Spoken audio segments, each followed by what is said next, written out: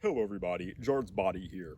Today I wanted to make a quick video talking about my Japanese style clothes and the rest of the items I've ordered from Bakezori. I had gotten a comment asking about these clothes, so I figured why not talk about them as well as review the rest of the items I've purchased. So to start with, my over jacket and pants here are actually just cheap items off of Amazon.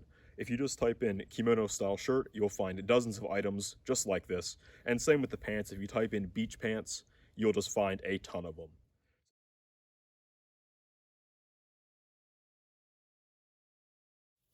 So to start with the new items I got from Bakezori, I got these Tekko, which are sold as the traditional Tekko, and they are tied by wrapping these strings around and just looping them through. I'm honestly not the biggest fan just because these tend to bunch up really badly. They're a bit of a pain to tie on straight, and if I were to buy again, I would probably just get what he calls the laced Tekko. Overall though, they still look really cool, and they do keep my arms warm, so I appreciate it. The next item I purchased was actually this Japanese undershirt, which is just a very light cotton undershirt made to be worn under kimonos. And as you can see, there's really nothing to it. It is basically like a very lightweight karate gi.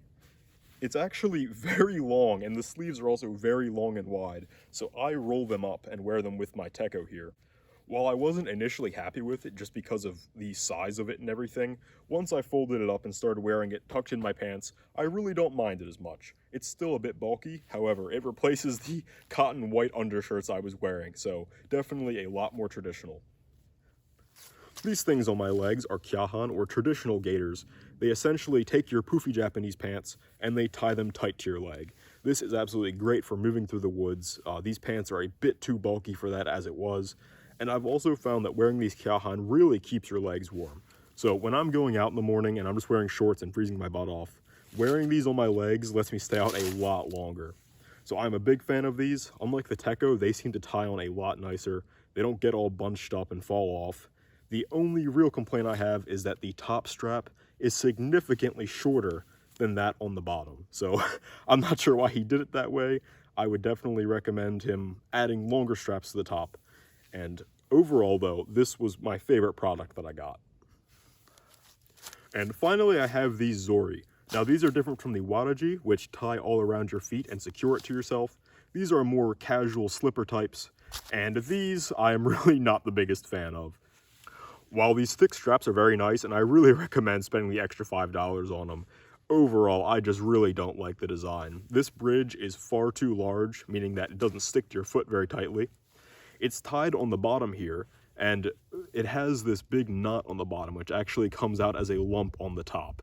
In addition, because it is all rope, the backside of it is very flexible and floppy. So when you're walking, it'll often drag, or if you take a step backwards by accident, you will almost always fold it under yourself. So really not the biggest fan of these Zori. With the way he uses jute rope, which is very soft, I just don't think it was the best match for this type of footwear. You can see it, if it's the kind of thing you'd want just to slip around your house, absolutely go for it. For me, training outside and such, even when I wanted a more casual item, these really don't fit the bill. Everybody, thank you so much for watching. I tried to keep this very brief and I hope you enjoyed. If you watched my video on the Bakezori waraji, you know I had that big section on the end about how his shop got taken down and blah blah blah.